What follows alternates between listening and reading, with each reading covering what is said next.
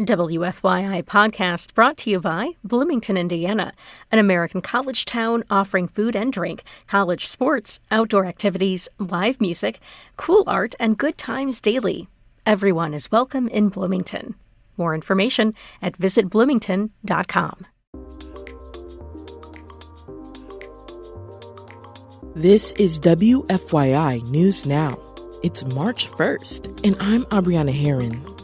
On today's show, a higher education bill on tenure for faculty heads to the governor. An all-girls charter school in Indianapolis passed a major hurdle in the process to rezone property for its campus. And the state Medicaid agency proposed big changes to a program that's helped some families with disabled children stay afloat. The state says the changes are necessary to curb unchecked utilization and help plug a $1 billion budget gap. Prior to living in this home a week ago, I was actually sleeping on the floor in his bedroom to make sure that I could hear him.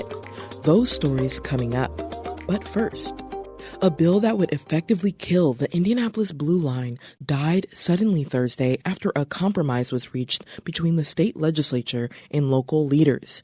As WFYI's Ben Thorpe reports, the bill targeted Indianapolis and scuttled over $100 million in federal funds. Residents and local officials begged state lawmakers for months not to pass the legislation, saying it represented a clear overreach of the state into local issues. In a statement, Speaker of the House Todd Huston said lawmakers had found common ground with both Indigo and city officials by agreeing to update the, quote, Blue Line plans to prioritize traffic flow while still making improvements. Huston added that while the legislation would not move forward, a broader conversation about road funding would. Both Indigo and Indianapolis Mayor Joe Hogsett released statements thanking the Speaker of the House for negotiating on the issue and thanking residents for showing up throughout the session to advocate for public transportation. I'm Ben Thorpe.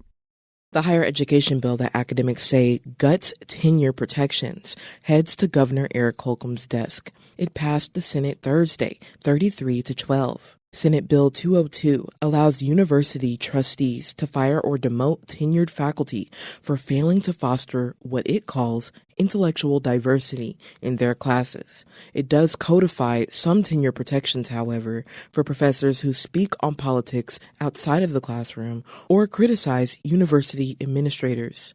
Although the bill has been criticized by faculty and free speech organizations as well as Indiana University, its author, Senator Spencer Deary, called it a win for academic freedom. While some Indiana public universities are already thriving on those grounds, this measure bill will empower them to improve with minimal disruption or inconvenience to how they already operate. Senator Shelley Yoder, whose district includes IU's flagship campus, told the Senate that she'd never heard more criticism of a bill from her constituents. It's really undermining free speech and academic freedom in every state institution in Indiana. The governor's signature is the last step required for the bill to become law. And organizers behind an all-girls charter school passed a major hurdle yesterday in a process to rezone property in Washington Township for its campus.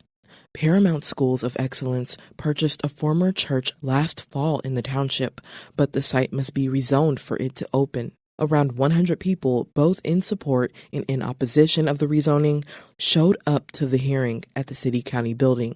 The hearing examiner recommended the rezoning, and now the issue goes to the Metropolitan Development Commission, where it will be heard later this month. Indianapolis Public Schools will start using electric school buses as part of a new partnership meant to decrease fossil fuel usage. From WFYI's Education Desk, Sydney Dauphiné has more on the Clean School Bus program. The company that provides transportation for IPS students will work with the district over the next 18 months to deploy 10 new electric buses. The company, called First Student, bought the buses for nearly $4 million from the Federal Environmental Protection Agency as part of the EPA's Clean School Bus program. The program puts aside money for school districts to help replace fossil fuel school buses with zero-emission vehicles. First Student plans to transition 30,000 of its national fleet of diesel-powered school buses to electric by 2035. These would be the first electric school buses in the IPS district. I'm Sydney Dauphiné. And for our final story today, a Medicaid program called Attendant Care has been a lifeline for families with disabled members.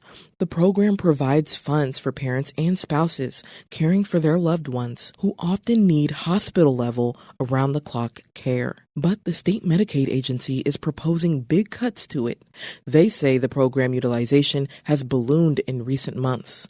The changes would save the state Medicaid tens of millions of dollars. But Side Effects Public Media's Elizabeth Gabriel reports the real-life consequences on some families can be devastating. Jennifer DeWitt helps her son, Jackson, secure the seatbelts in his wheelchair. You want to go for a ride, bud? Yes. Okay, let's get Like any teen, Jackson can be a bit rebellious. He is a little Houdini. He likes to take seatbelts off.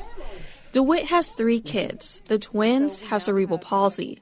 Jackson's is the most severe. He's considered blind, unable to eat by mouth, has severe scoliosis, respiratory issues, and daily seizures due to a severe kind of epilepsy. You're always in a high-stress situation because it's always life or death. Like, you're always on the alert for, when is the next seizure coming? If I feed him this, is he going to choke on it? Jackson is on the aged and disabled waiver. He is one of roughly 20,000 people in Indiana who receive funds through a state Medicaid program called Attendant Care. It pays spouses and parents to provide hospital-level care for their disabled family members. DeWitt's son needs around-the-clock care, which makes it hard to find full-time employment. She says there are great home health workers out there, but they're in short supply. Families like hers struggle to find one to do the job. I think almost every special needs family that I am connected to has a horror story of a nurse neglecting or overdosing or abusing, or all of us have stories of nurses just not showing up. The Attendant Care program has been a lifeline, she says. Families are paid roughly $13 to $15 an hour. It's not much, but it helps them survive. It allowed the DeWitts to move into a new, more accessible home where Jennifer could monitor her son and make sure he doesn't pull off machines that help him breathe. Prior to living in this home a week ago, I was actually sleeping on the floor in his bedroom to make sure that I could hear him. So it's really a 24/7 job. Now the DeWitts feel blindsided. Indiana officials are proposing to cut payments to parents. They say it's necessary to plug an unexpected budget shortfall of $1 billion. But just a few months ago, the state said that program wouldn't change. I would have never made the choice to move if I would have known that I was going to lose the biggest portion of my income. The Family and Social Services Administration would send money to an agency. Then the agency would continue to pay the same amount to a registered care provider, but not parents. Here's the problem. There aren't enough providers to fill those spots. The FSSA also says families who can't find a provider can transition to another model called structured family caregiving. They would care for their loved one with less than half the pay. Elizabeth Edwards is a senior attorney with the National Health Law Program. She's concerned. If the state is saying that they are going to save money by not allowing families to be paid caregivers, that indicates to me at least an assumption that they don't think the individuals will get that service without the family being paid. Parents could end up in a real financial bind. Kate Barrow is the executive director of the Indiana Governor's Council for People with Disabilities. She says some may have to make tough decisions, like sending their children to a nursing home or... I've heard of families who are considering signing over their parental rights for their children in order to remain the caregiver. Advocates and some state officials urge the FSSA to not move forward with the changes. Some are calling for an independent audit of the department to ensure more accountability and transparency. If FFSA decides to move forward with the proposal, the changes would take effect in July. Elizabeth Gabriel, Side Effects Public Media. Side Effects Public Media is a health reporting collaboration of NPR member stations across the Midwest. It's based at WFYI in Indianapolis. That's all for today's episode of WFYI News Now. Our podcast is produced by the following people who live in your community: Darian Benson, Drew Dodlin, Kendall Antron, who composed the music for this podcast, and me, Abriana Herron. Our news director is Sarah Neal Estes. If you like today's episode, remember to subscribe and share, and follow WFYI on Instagram, Facebook, and YouTube to check in on our newsroom throughout the day. Thanks for listening. We'll be back on Monday.